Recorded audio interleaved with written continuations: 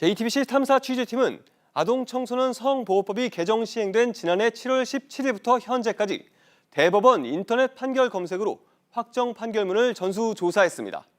아동 청소년과 성범죄, 강제추행, 성매매 알선 등 취업 제한 여부를 판단해야 하는 판결문은 2,000건이 넘었는데요. 이 중 재판부가 취업 제한 명령 여부를 아예 판단하지 않은 확정 판결이 24건이었습니다. 절반인 12건은 항소심에서도 다뤄지지 않은 채 그대로 확정됐습니다.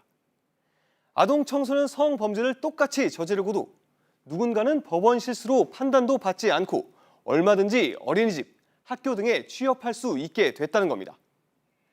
10살 친딸에게 6년 동안 성폭력을 저지른 친아버지, 15살 청소년을 한 달 동안 감금하고 성매매를 시킨 일당. 이들은 모두 형기를 마치면 자유롭게 아동 청소년 관련 기관에 취업할 수 있습니다. 다른 12건은 2심에서 뒤늦게 심사했는데 5건만 명령이 내려지고 7건은 내릴 필요가 없다고 판단했습니다.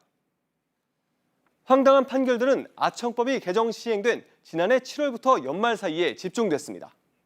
기존 아청법은 모든 아동 청소년 성범죄자에게 취업 제한 조치 10년을 내렸지만 2016년 헌법재판소에서 헌법에 위배된다고 판단해 개정 시행된 건데요. 2018년 7월부터는 재판부가 직접 취업 제한 여부를 판결문에 적시하도록 돼 있는데 일부 재판부가 이를 지키지 않은 겁니다. 저희 취재진이 대법원과 관련 지방법원에 직접 해명을 들어봤습니다.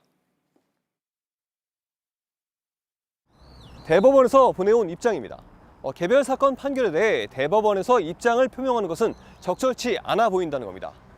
다만 판결이 확정된 뒤라도 재심을 청구할 수 있고 개별 사건 심판이 법령에 위반됐을 경우 검찰총장이 대법원에 비상상고를 할 수 있다고 밝혔습니다. 하지만 문제의 판결을 내린 재판부가 속해 있는 지방법원 일부는 잘못을 시인했습니다. 한 지방법원의 공보판사는 법령이 개정된 지 얼마 되지 않아 재판부가 이런 부분을 간과한 것으로 보인다며 법령 개정에 대한 안내를 늘리겠다고 했습니다.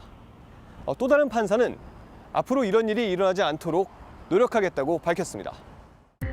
아동 청소년법이 개정된 후 관련 재판에선 피고인 형량만큼이나 취업 제한 여부가 주목받고 있습니다. 그 피고인 입장에서는 사실은 사회와 완전히 격리되는 정도의 처분이라고 와닿기 때문에. 하지만 취업 제한을 판단하는 기준도 재판마다 제각각이라는 지적이 나옵니다. 지난해 재판부가 취업 제한 조치를 내릴 필요가 없다고 판단한 사례들입니다. 이웃 아동 청소년 자매를 성폭행한 남자부터 11살 이웃 아동을 성폭행한 남자, 지나가는 아이를 끌고 가 성추행한 남자들이 포함돼 있었습니다. 대부분 초범이라 재범 위험성이 낮고 취업 제한으로 피고인이 받을 불이익이 크다는 이유에서입니다.